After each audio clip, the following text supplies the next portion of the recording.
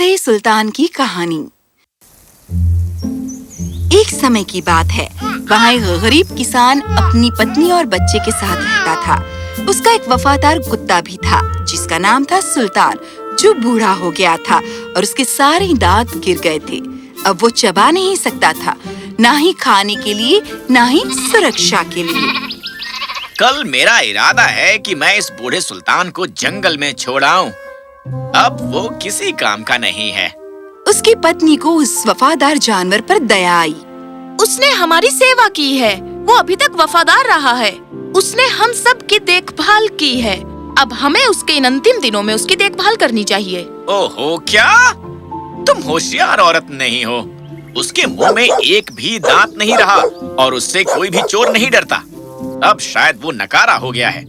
अगर उसने हमारी सेवा की है तो उसके लिए उसे अच्छा खाना पीना भी तो मिला है। अब मेरे पास ना पैसा है ना भोजन है इस बेकार कुत्ते पर जाया करने के लिए।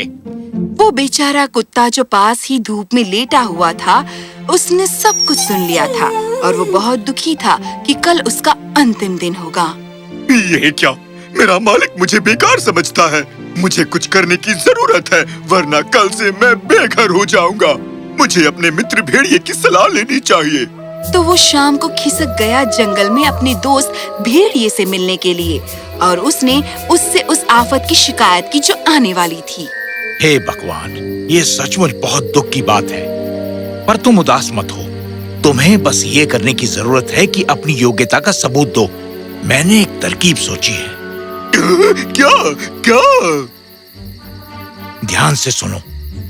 कल सुबह सवेरे तुम्हारा मालिक अपनी पत्नी के साथ जा रहा है मढ़ाई के लिए और अपने साथ अपने नन्हे बच्चे को भी ले जाएंगे और घर में पीछे कोई नहीं रहेगा। हमेशा की तरह वो उस बच्चे को छाया में मेड़ के पास लेटा देंगे। तुम्हें बस यही करना होगा कि तुम भी वहाँ लेट जाओ। और फिर मैं वहाँ प्रकट होऊंगा और तुम जान जाओगे। जो योजना भेड़िए ने बनाई थी वो बहुत डरावनी और खतरनाक थी, पर उसने आगे बढ़कर उस पर अमल किया, इस उम्मीद में कि ये उसकी जान बचाएगी।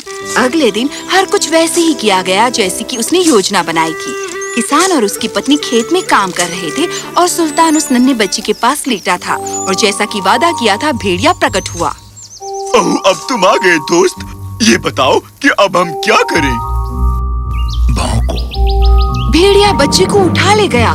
सुल्तान और माता पिता को हैरत में डालकर अपने मित्र की करनी से सकते में आकर सुल्तान भौंकने लगा और जंगल में भेड़िए के पीछे भागा।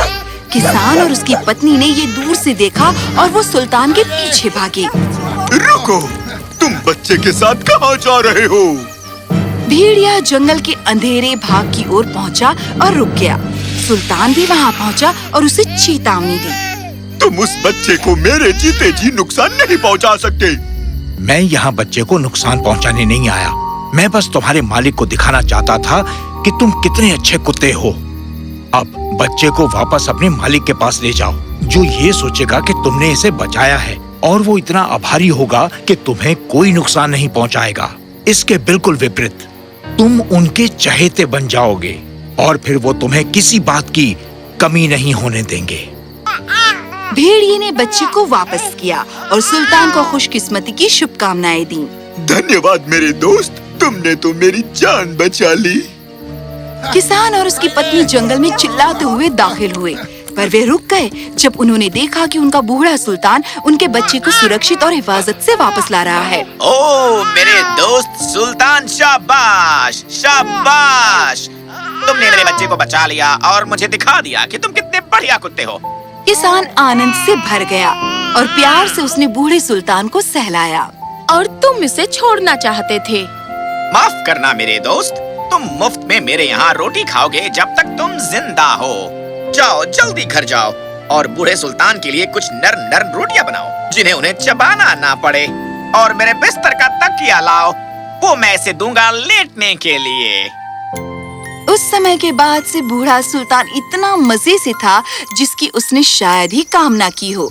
उसके तुरंत बाद भेड़िया उससे मिलने आया और वो बहुत खुश था कि हर बात कितनी कामयाबी से हुई। पर बूढ़े सुल्तान से उसका एक अनुरोध था। आखिरकार जो मैंने तुम्हारे लिए ये किया उसके लिए दावत का हकदार हूँ। हाँ बेशक मेरे दोस्त, मैं हर रोज तुम्हारे साथ अपना खाना बांटने को तैयार हूँ। नहीं नहीं, मैं अपने खाने का इंतजाम कर लूंगा। तुम्हें बस ये करने की जरूरत है कि आंख मूंद लो जब मैं तुम्हारे मालिक की एक मोटी ताजी भेड़ उठाकर ले जाऊं। क्या? कभी नहीं, मैं अपने मालिक को धोखा नहीं दे सकता। माफ करना, मैं इससे सहमत नहीं हूँ। भेड़िए ने सोचा कि इसे ईमानदारी से नहीं बताया जा सकता। वो रात को छुप कर आया और वो भेड़ ले जाने ही वाला था, पर वफादार बूढ़ा सुल्तान खतरे की आहट पाकर सतर्क था। और जैसे ही उसने भेड़ियों को देखा, वो भौंका और किसान ने एक बड़ी सी लाठी लेकर भेड़िए का पीछा किया। भेड़ियों को हारना पड़ा, पर वो कुत्ते की तरफ चिल्लाया, रुको, तुम्हें इसकी कीमत चुकानी पड़ेगी। अगले दिन भेड़िए ने जंगली सुअर को भेजा कि वो कुत्ते को चुनौती दे जंगल में आने की, ताकि वो ये मामला सुलझा सके। तुम एक बार भेड़िए के कर्जदार ठहरे हो और तुमने अपना कर्जा नहीं चुकाया। तुम्हें जंगल में आना पड़ेगा और तुम्हें भेड़िए से माफी मांगनी होगी उस मारपीट के लिए जो तुम्हारे मालिक से मिली है। बूढ़े सुल्तान को पता था कि उसे बस माफी मांगने के लिए नहीं बुलाया जा रहा। भेड़िया उस पर हमला करने की योजना बना रहा है।